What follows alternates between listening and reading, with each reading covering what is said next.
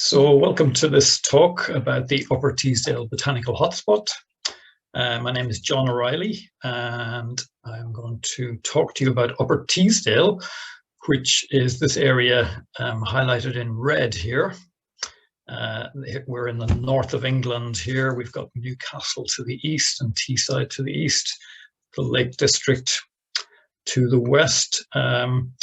The upland area kind of north of the Yorkshire Dales is sometimes called the North Pennines, and Teesdale is one of the valleys of the North Pennines, one of the main valleys. And Upper Teesdale is the more upland upper part of the valley.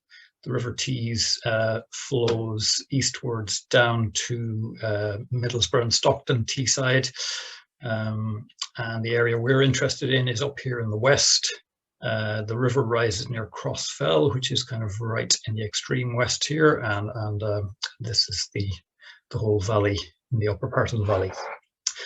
So there are going to be three sections to this talk. The first section, I'm going to go through like a story of some of the main events that have influenced the plants and vegetation that we now have in Teesdale.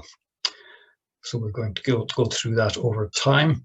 The second part of the talk will be highlighting what in particular is so special about Teesdale. You know, what exactly is it that makes it special? And the last part of the talk will be talking about a particular project that I've been working on for the last 4 years and was set up by Dr. Margaret Bradshaw. So we'll start by going back in time over 300 million years ago. And at some points during that time, Teesdale would have looked like this. So we've got here a tropical sea with coral reefs and so on. And this kind of environment is what led to the formation of limestone. And limestone is quite important in this whole story. So those of you who are botanists will know that limestone is often associated with interesting plants. Teesdale would have been in different parts of the globe at different times over the last few 100 million years. So the environment would have changed as Teesdale moved around different parts of the globe. So it would have been tropical sea at some points. Maybe a tropical swamp, it could have been a muddy estuary, desert, all sorts of different environments.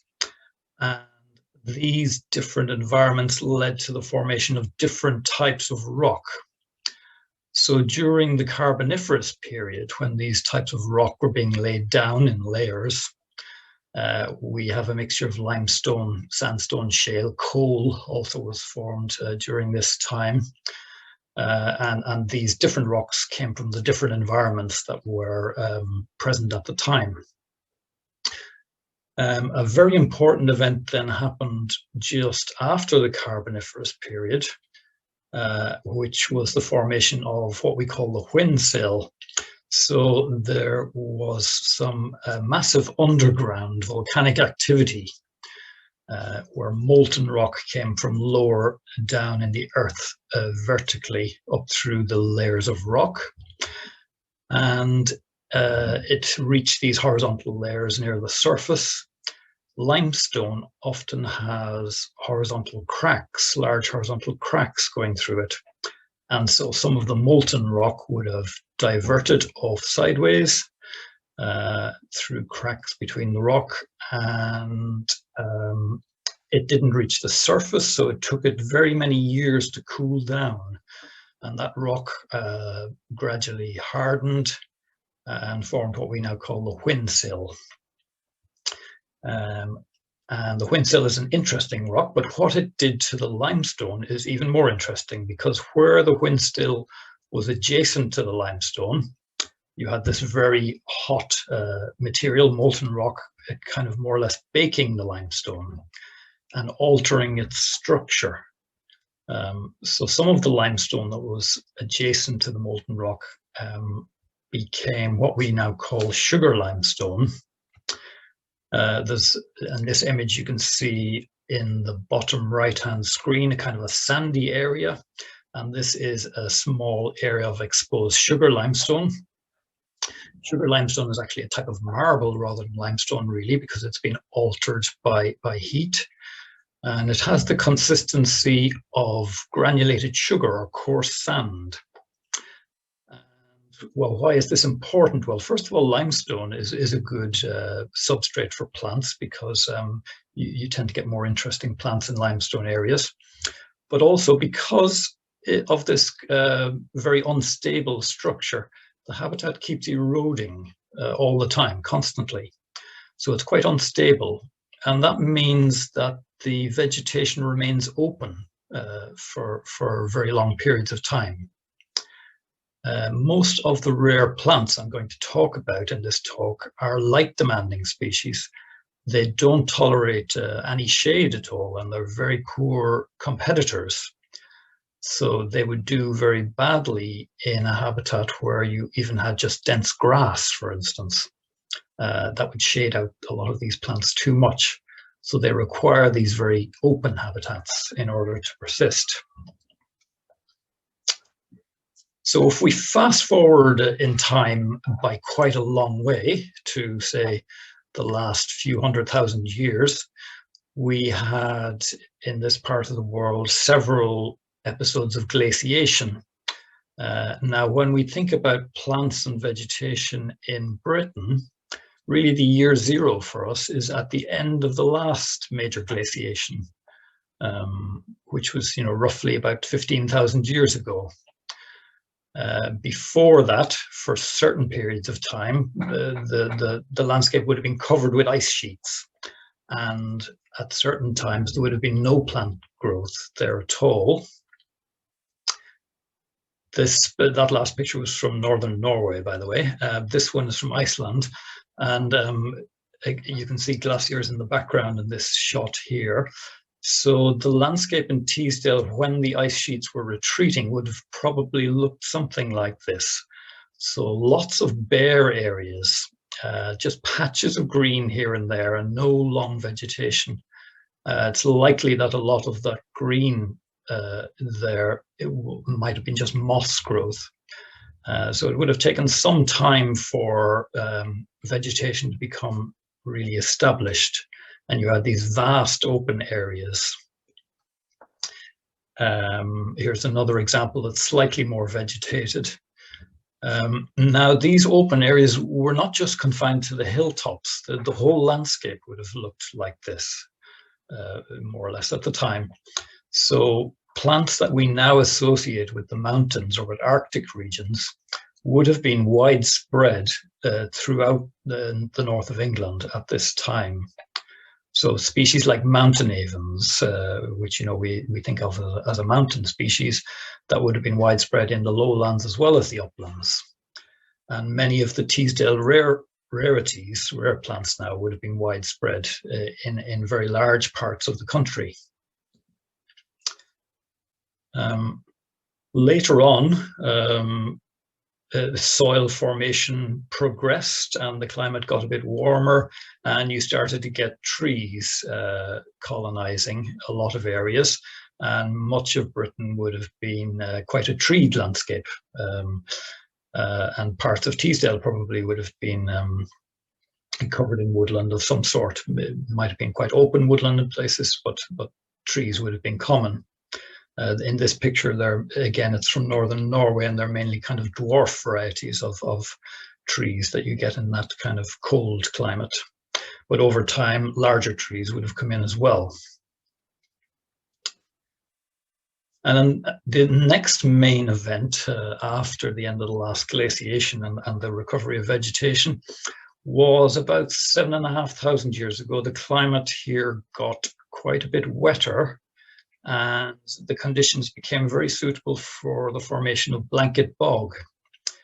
So you had lots of sphagnum moss in blanket bog that was suited to the wet conditions, and the moss grew upwards and formed peat, and very large areas of Teesdale and elsewhere in northern England are covered with blanket bog. And this photograph here shows a patch of calcareous grassland on Widdybank Fell in Teesdale. And this patch of grassland is roughly a similar size to the lecture theatre we would normally be in if we were allowed to meet in person for a talk like this. So it's quite a small area. But if you look at the kind of brown vegetation around the edges, that's all blanket bog. So this patch of grassland in the middle of Widdybank Fell is surrounded by blanket bog, but somehow it has remained open while all of the surrounding land was being converted into bog. And the surrounding land is about 1.5 to 2 meters higher than this grassland here.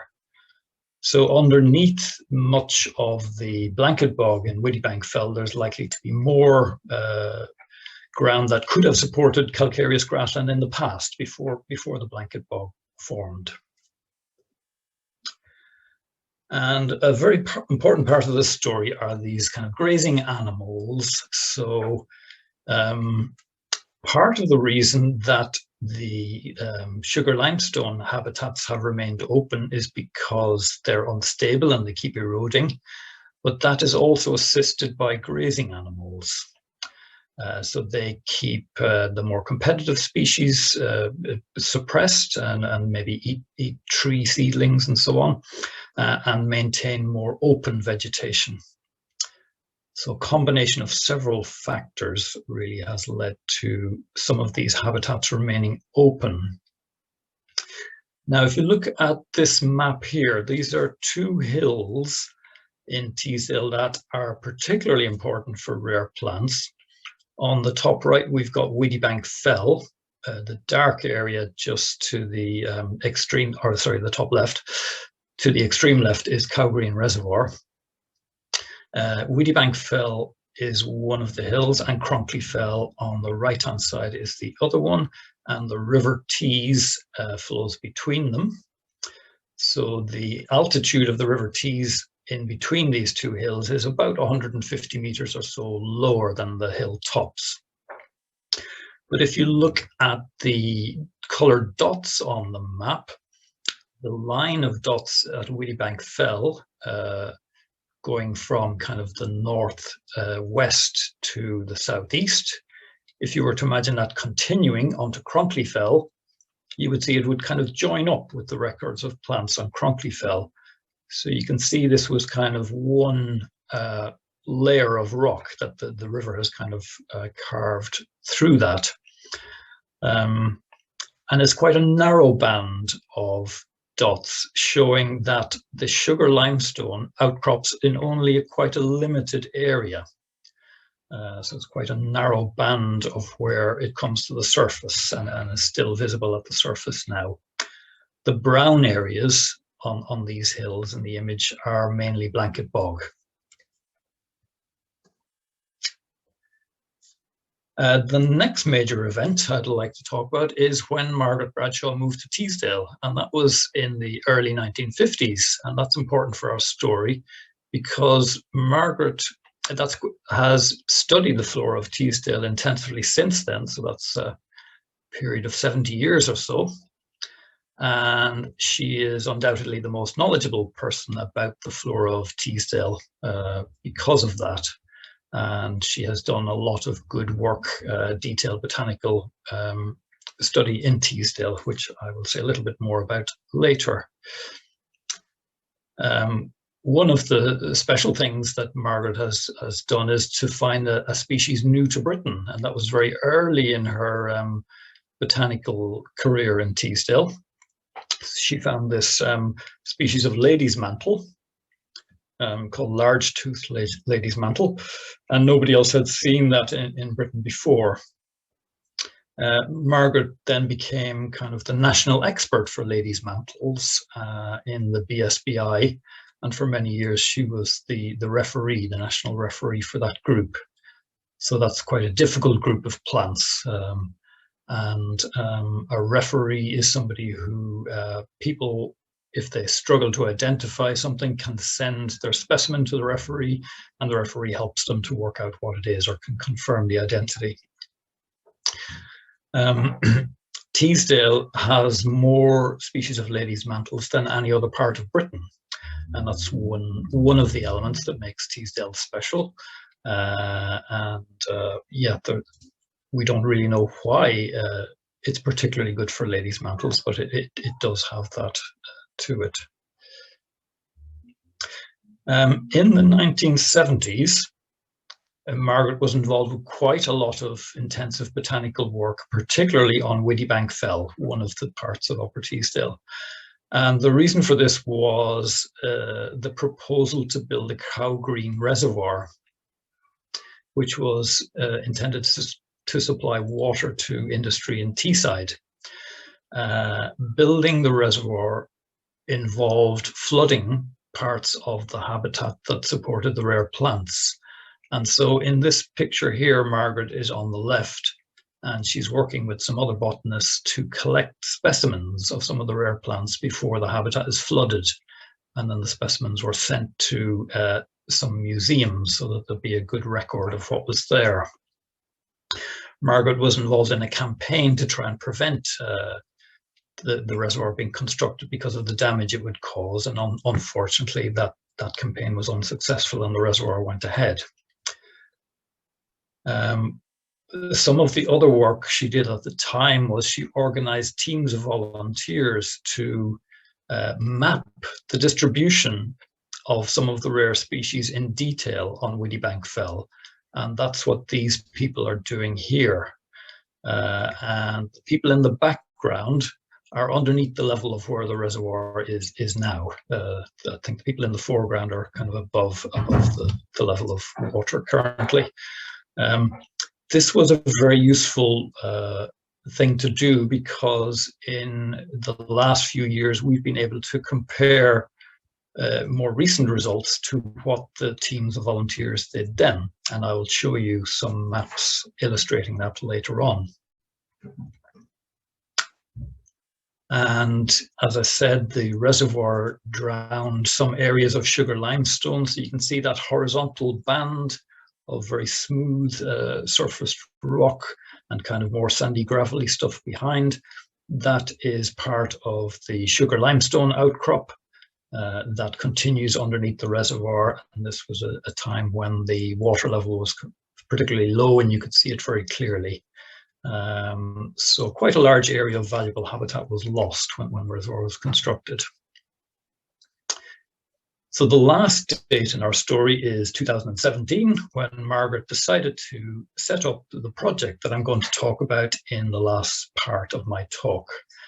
And I won't say anything more about that now until we get to that. So let's go on to the second part of the talk, which is really to say, what is it exactly that's so special about Teesdale? I'll start off by mentioning this plant here in the photograph. This is spring gentian. There are very few species of wildflower in Britain that have such bright blue flowers as this, and photographs don't really do this justice. It is a stunning looking species when you see it for real. It flowers in late April or May, and many people are familiar with it. It's quite an obvious looking species because of the very bright blue flowers. It's one of the first species that many people think about when they think about Teesdale. It's often used as an emblem for Teesdale. But there are many other aspects to the rare plants in Teesdale apart from spring gentian. So there's an unusually large number of nationally rare and nationally scarce people in this valley. We also have 28 species which are listed on the UK Red List, and that means that officially we think that these particular species are threatened with extinction. So 28 of those is quite a high number. Teesdale also is the site, the only British or English site for several plant species, quite a few. So very special in terms of how many rare plants we have. And what type of plants are they? Well, many of them are Arctic alpine or montane or northern species. So they grow in other kind of mountainous areas or in the Arctic, in Europe. But in Britain, they're much rarer. And that would be interesting by itself, just the fact that there are lots of rare plants and they're mainly Arctic alpine plants. But the really interesting thing about Teesdale is that we also have species growing with them that are much more southerly in distribution normally, and even a few species that are mainly coastal. So all of these species kind of growing together is what makes the flora really special and different from any other area. So you don't get this particular combination of species anywhere else. Another really special aspect of the flora is that we believe that the flora is a refuge since the last glaciation. In other words, most of these plants have grown here continuously since the end of the last glaciation. So earlier on in the talk, when I said that some of these rare species would have been widespread throughout the north of England shortly after the last glaciation, the unique thing about Teesdale is that they have survived here when they've disappeared from everywhere else. And we think they've survived continuously. So the sugar limestone habitats have never been covered with trees or with bog. They've been open all of that time. And that's why these rare species have survived. And that is another unique aspect of Teesdale. And so if we put that in context, these 5 areas, many botanists would regard these as the top 5 hotspots for rare plants in Britain and Ireland. And Upper Teesdale is one of those top 5 hotspots. Each of these areas has its own unique features. So they all have a very large collection of rare plants in a limited area. And the unique thing about Teesdale compared to any of the other 5 areas is really that it's got this combination of northern and southern species together. So for instance, we have many northern species in common with Ben Lawes, but Ben Lawes doesn't have any of the southern species that we have in Teesdale. And why is this? Why has this happened? Why is it particularly in Teesdale and not somewhere else that this has happened? Well, part of the reason is the unusual geology that I explained briefly before, the sugar limestone and the windsill. The cold climate suits the northern species, obviously. And if you compare Teesdale with most of the other upland areas in, say, England and Wales, Teesdale is a very long way from the sea. So if you think of the Lake District or the mountains in Wales or the North York Moors, they're all much closer to the sea. So the climate in Teesdale is not so influenced by the sea, and therefore it's colder on average in the winter.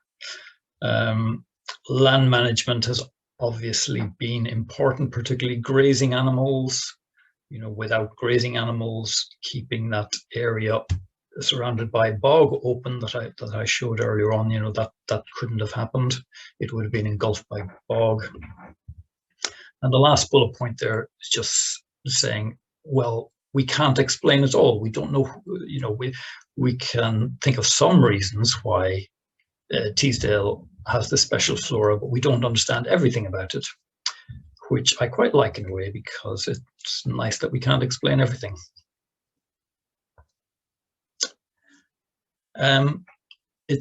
Teesdale also has unique habitats. So where the sugar limestone outcrops, you get two basic type of habitats. You get a dry type on the left and a wet type. What they have in common is that both of them are very open. So you tend to get a lot of bare ground and just patchy vegetation. And this is exactly what the rare plants need. If the vegetation gets grassed over and with more dense plants, they wouldn't survive. And the combinations of species that you get in these particular habitats grow nowhere else in Britain. So these are unique types of vegetation that occur nowhere else outside of Upper Teesdale. On the captions, I've put some kind of alphanumeric codes in brackets. These are the NVC codes. NVC is National Vegetation Classification for those of you who are interested in that. So these particular types of vegetation are unique to Upper Teesdale. Now, not all of the rare plants are confined to the sugar limestone habitat. So some of the other habitats in Teesdale that are important are areas of riverbank, particularly along the River Tees. This photo is actually one of the tributaries of the Tees, the Harwood Beck. So you get a lot of flower-rich habitats in the areas that are kind of flooded sporadically when the river levels go up and down. And some of the areas of riverbank are much more open than this, open and rocky, but lots of rare plants growing in that habitat as well.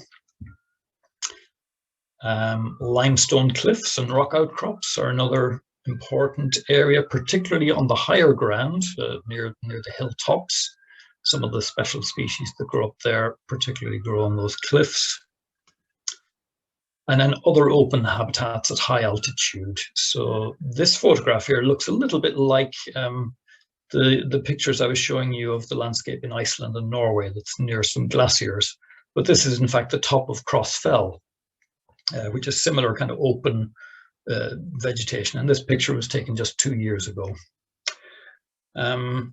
Now, for those of you who came to the talk that Fred Rumsey did for the Natural History Society about a year or so ago, you might recall that his talk was about places in Britain that were really good for rare plants. I can't remember what it was called exactly, but he went through lots of different areas of Britain that were good for rare plants, and very many of them had some characteristics in common. And those characteristics were that there was some kind of limestone geology or some other kind of unusual calcareous rock, and that there was a lot of open habitats in those areas. So they weren't completely wooded and they weren't covered in more thick grass vegetation. And Teesdale is one very good example of one of those areas. But many other rare plant areas have similar characteristics. The next few slides are just going to go through some examples of some of the rare plants, and in particular looking at their kind of distribution within Britain, and then seeing how special the Teesdale populations are. So the first one here is spring gentian again, and if you look at the blue dots on the map, that's its native distribution in Britain. So there's 1 or 2 red dots as well. Those mean that the plant has been introduced artificially to those areas by humans. So that's not part of their native distribution. And now I've covered up, with the photograph, I've covered up some part of the west of Ireland, and spring gentian also grows in the Burren in Ireland, but you can't see that there. But in Britain, spring gentian is only found in Teesdale and kind of just over the watershed into the adjacent valleys. So it's quite a special plant for Teesdale. And this species is even rarer. You can see it appears as just 1 blue dot on the map. And this is, Teesdale is the only place in Britain and Ireland that this species grows. And we call this Teesdale sandwort. As you can see from the photograph, it's not the most spectacular looking plant in the world. Typically it grows to about 2.5 inches, 3 inches tall. And this photograph, I would say, is an example of one looking at its absolute best. It normally looks even more difficult to spot than this. But this is a very rare species in Britain, so a very special part of the Teesdale flora. And so those first two examples were species whose only kind of British populations are in Teesdale. We have a number of other species in Teesdale that are whose only English populations are in Teesdale, but which also occur in Scotland. And this is one example, Alpine forget-me-not, which grows on kind of the higher ground in Teesdale, again in short limestone grassland. So this is very rare nationally. It's very rare in Scotland as well as England. This next species is false sedge. Again, its only English populations are in Teesdale. And then in Scotland, it's found in the Ben Lawes area and some of the adjacent hills, but with a very restricted distribution. Now, these first few that I've shown you are just examples. I could have gone on and on with many more slides like these of other species, but that would have been probably quite boring, but that they would have all had similar maps. So we have, quite a large number of species with distributions like these. One other example of a northern species, but again, there are many more I could have chosen that have a similar distribution. This species, shady horsetail, very often grows next to the riverbanks in Teesdale. This one, its main English distribution is around Teesdale, but there are some populations elsewhere in England, although those are rare. And then in Scotland, it's a bit more widely distributed. So again, in Teesdale, we have many species that fall into this kind of category that are kind of widely distributed in Scotland, but very rare in England. And then the really special thing about the flora are the southern species. So this is one example, dwarf milkwort. You see the dot towards the north of the series of dots there is Teesdale. This is the most northerly population of this species in Britain, and it's a mainly southern species. And similarly, the next one, rare spring sedge, is mainly a southern species, reaching its northern limit in Teesdale. And these species don't just occur in the same area as the northern species, they actually grow in the same vegetation in Teesdale. So you get the northern species and the southern species growing right beside each other in the same habitats. So that was what's special about Teesdale. So we're coming on to the final bit of the talk, which is to talk about the project that Margaret set up a few years ago. It's called the Teesdale Special Flora and Conservation Trust. And actually, I'll go back to the previous one just to say a bit more about why Margaret started the project. As I was saying, Margaret's in her 90s now, and she had been thinking about leaving money in her will to the BSBI to carry out some botanical research on the Teesdale flora. And then in 2016, she just was thinking to herself, well, why do I need to wait till I die? Why don't I just do it now? And that way I can be involved in it myself, and I can see how it gets on, and I can steer it. And that's what she did. So very generously, Margaret funded the project herself for the first few years.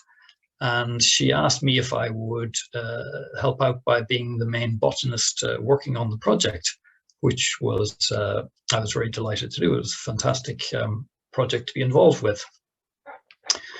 And there were three main aims to what Margaret wanted to achieve. First of all, to record the locations of the rare species in detail. Secondly, to look out for places where populations of the rare plants were not doing well or threatened, and to try and solve that, to liaise with Natural England to get the management changed so that these plants could be protected. And thirdly was to encourage more people to be involved. And the idea behind that really was to try and enthuse more people so that in the future, other people can carry on with this kind of work and keep a focus on the Teesdale flora. And as I said, Margaret funded the whole project herself for the first few years. And this shows the area that we are studying. So it's quite a big area. It's roughly kind of 30 kilometers, 20 miles or so from east to west. In the extreme northwest, you've got Crossfell, and in the west, this area here is the Eden Valley. To the north, you've got Weardale, and so the boundary goes along the watershed between those valleys. These are Loondale and Baldersdale down here. If you come up to Teesdale from the east, you'll probably drive through Middleton and Teesdale, which is kind of the largest village in the upper part of the valley. And most of the area we're studying is further west and higher up than Middleton.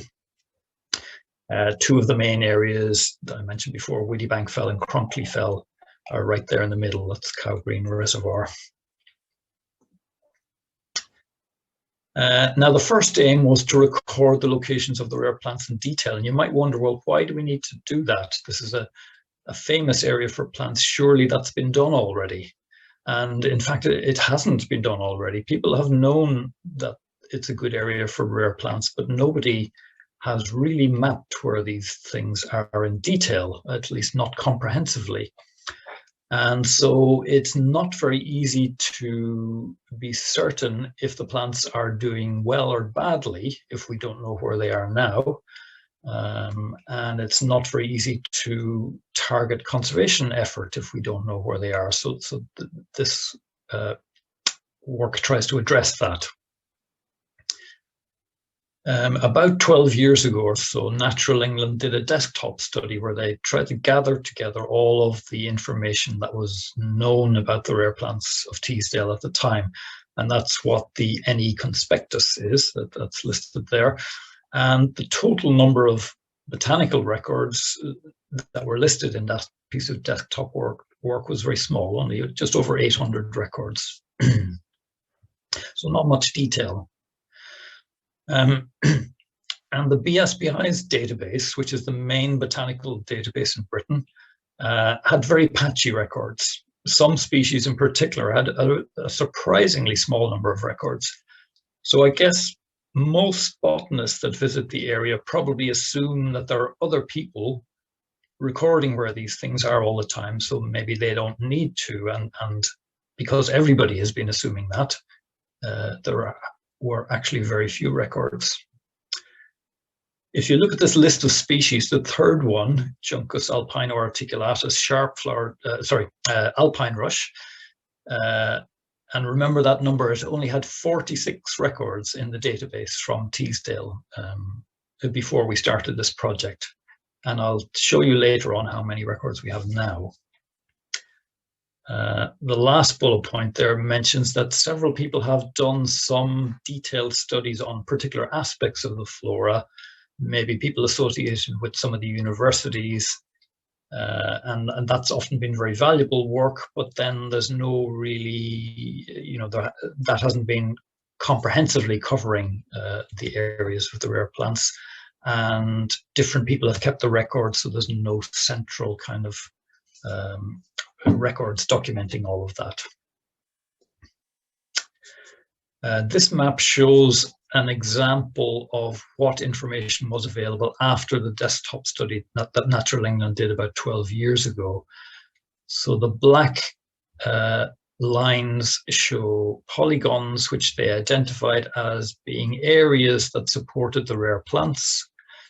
These have been very useful because we've used these polygons to target where we survey. But the blue dots show the totality of all of the botanical records that they had for those areas. And so you can see they are very sparse. So in the survey that Margaret and I set up, we survey each of those sites very comprehensively. And what we do is, you might be able to see on this image here, there are a line of canes stretching off into the distance, and there's another set of canes over here. So we mark out squares lined up to the Ordnance Survey national grid, and these squares are 10 meters by 10 meters. And we tend to put out a whole row of these squares each time. And then starting at one end of the site, one of these sites that Natural England identified, we search in each square in turn, and we then search in every square in that site. And there might be several hundred squares in some of these sites. And within each square, we walk up and down quite slowly, looking for any of the rare plants, and we make a list of all of the rare plants we find.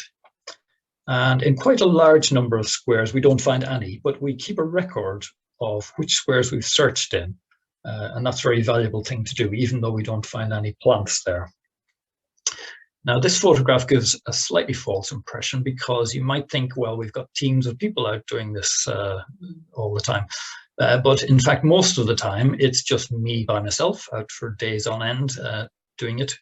And there's no photograph of me doing that, because there's never anybody around to take the photograph. But occasionally we run field meetings where we explain the project to other people. And this photograph was taken at one of those, a BSBI meeting a few years ago. And we explained the project and then got the participants to help us to survey a few squares as well. So this slide just summarizes what I explained about how we do the survey. So I don't think I need to go over that again. I've mentioned all of that. This photograph shows the locations of all of the records we have compiled so far in the first 4 years. So in total, we have over 18,000 new botanical records. And the dots on the map show you where those records have come from. Now, some parts of Teesdale are particularly good for rare plants. Other parts, like a lot of the blanket bog, don't have much rare plants in them.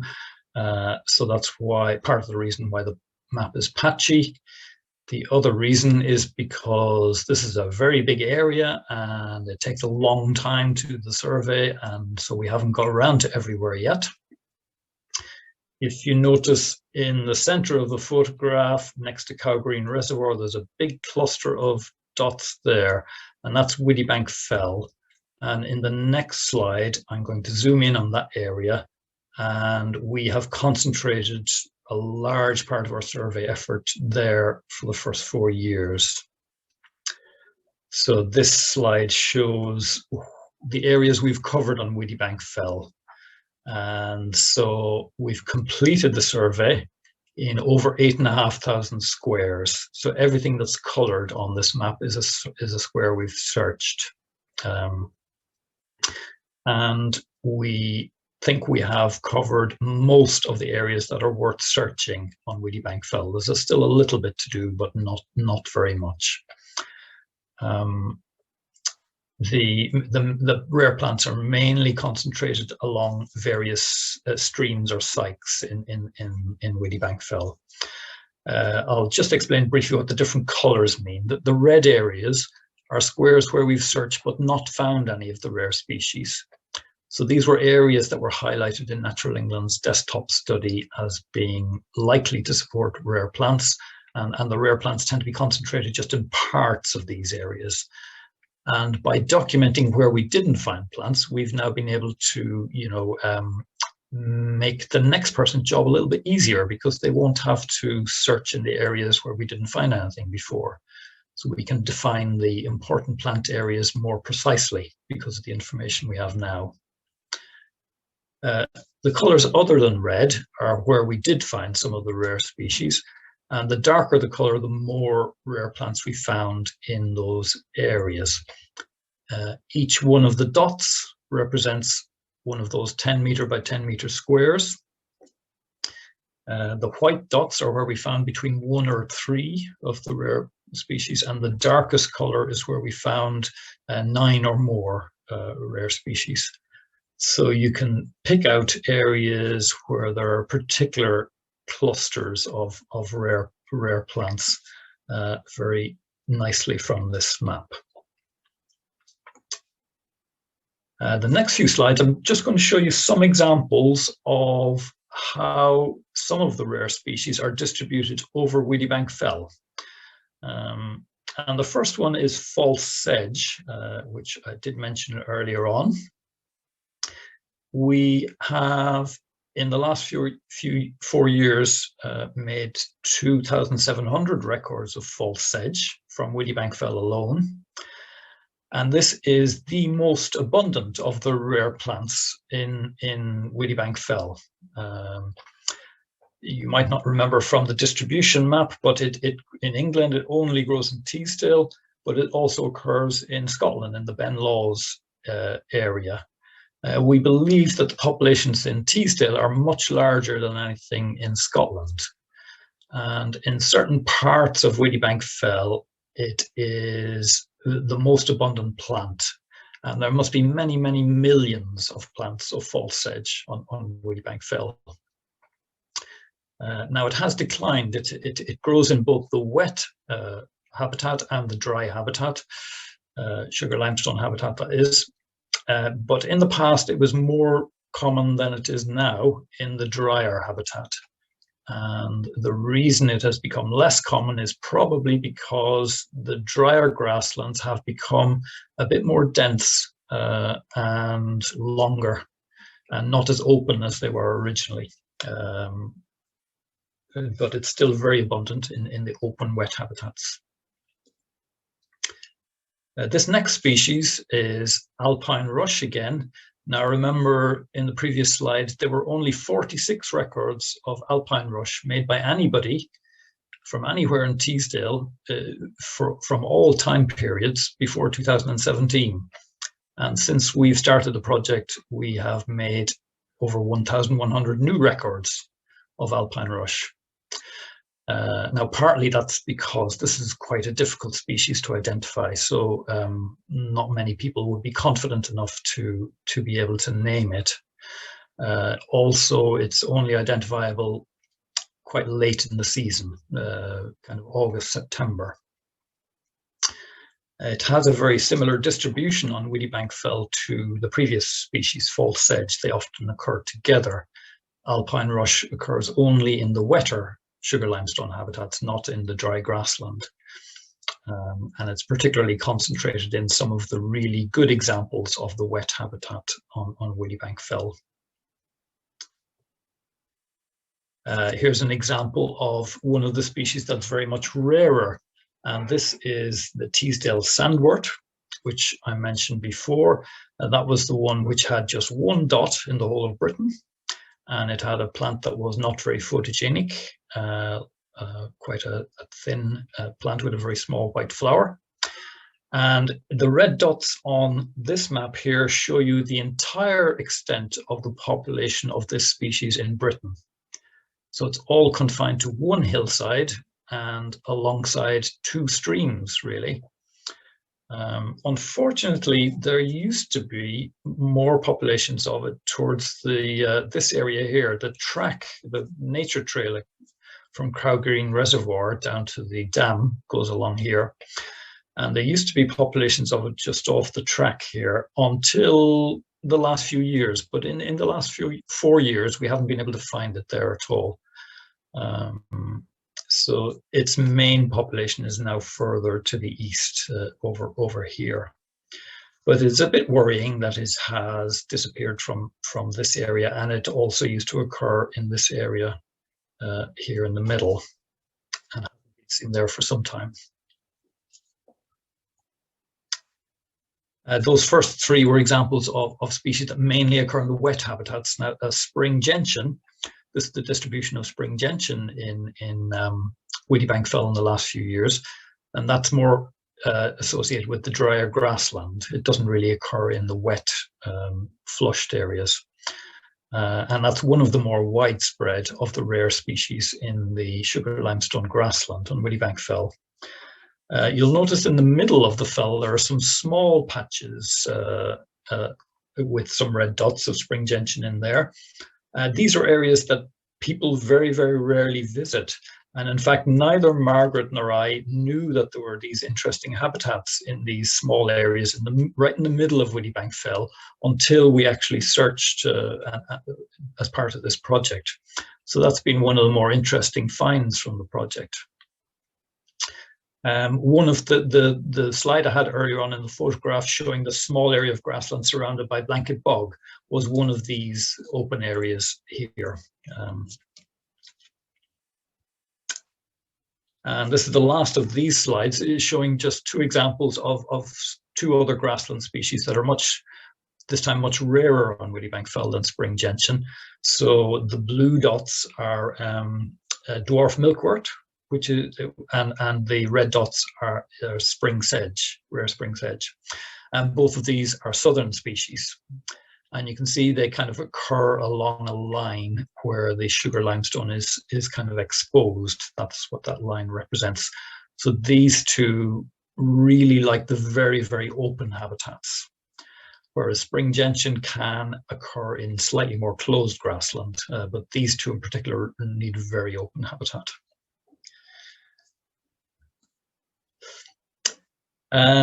So that was about where we found the plants are distributed. Now we also compared that information to the results of the surveys that Margaret organized in the 1970s. And here's some examples of what we found. This is Mountain Everlasting, Antineria dioica. So this is zoomed in on part of the area of Wittybank Fell along the main band of sugar limestone. The kind of pale yellow squares show the outline of the area that was searched in both surveys. The orange squares show where the species was found in the 1970s, and the blue dots show where we found it in the last 4 years. So you can see on this slide that there are very many orange squares with no blue dot on the top.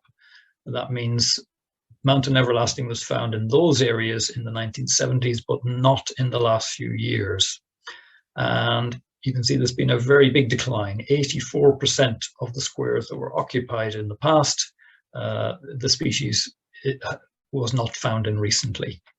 And this is a species that also likes very open habitats. Another example, spring gentian. There's a different search area here. So the blue dots towards the west here are in areas that were searched recently but not before. So we're not counting those. We're just looking at the area that was searched both times. And this has declined as well, but not as much as Mountain Everlasting. But sadly, most of the species we looked at have shown a decline in extent. And the last example of these is a species that has not declined as much as some of the other ones. This is Teesdale violet, which really likes these very open conditions around where the sugar limestone has been exposed. And the distribution in recent years is very similar to the distribution from the 1970s, although there has been some small decline in extent. This might mask a decline in numbers of species. So it's likely that even in the areas where the plant still occurs, it may have declined in population size. But overall, when you compare the two surveys, there were 19 species that were surveyed in similar detail both times, 19 of the rare species.